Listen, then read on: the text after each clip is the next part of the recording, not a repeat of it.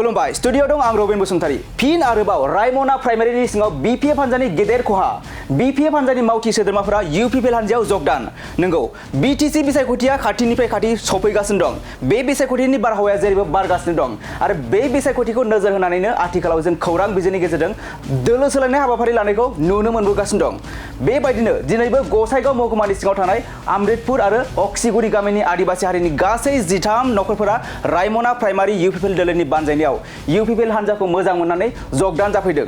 मख'जाथावदि बे हाबाफारियावनो गसाइगाव जिल्ला इउपिपिएलनि आफादगिरि अनिन्दा बसुमतारी वुमेन सेलनि नेहाथारि कनक बसुमतारी सराइबिल ब्लकनि आफादगिरि रथिमा बसुमतारी रादिप बसुमतारी आरो रायमना बिसिडिसिनि आफादगिरि एन्टनियास बसुमतारी आरो प्राइमारिनि गोबां दैदेनगिरि बिथांमोना बाहागो लादों। फार्स्ट अफ जों इउपिपिएल दोलोनिफ्राय बिथांमोनखौ जों वेलकाम खालामो ओमफ्राय जोंनि थाखाय जोबोद मोजां दिन जे बे रायमना प्राइमारिनि आन्डाराव बे राङापारायाव स्पेसियेलि आदिबासि माने उराव होनोबा बिथांमोना अनेक बोसोरनिफ्राय नांगालाव दङमोन खिन्थु दा बिथांमोना बुजिनो थांबाय जे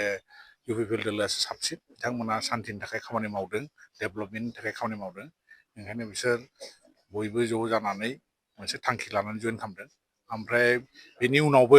आरो फैबावगोन होननानै बिथांमोना बुंदों बेनिखायनो जों दिनै बे न'खराव नुजाफैनानै बिथांमोनखौ जइन खालामनाय जाबाय आरो बुध भबिष्यतआव आं सानो जे बे ओनसोलनि जथ' बेबायदिनो दाबो गोलैसोनाय पाब्लिकफोर दं दस्रा दोलोआव बिथांमोनाबो गासिबो जोंजों जइन खालामनायनि लामायाव फैगोन होननानै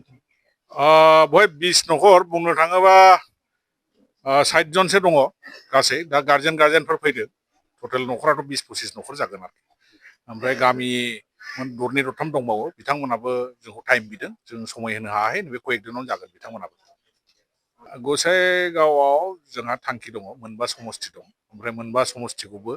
एबार जों देरहागोन होननानै जों मोनसे सार्भे ओंखारनानै दङ आरो जोंहाबो थांखि दङ आरोखि आरो जों साक्सेस जागोन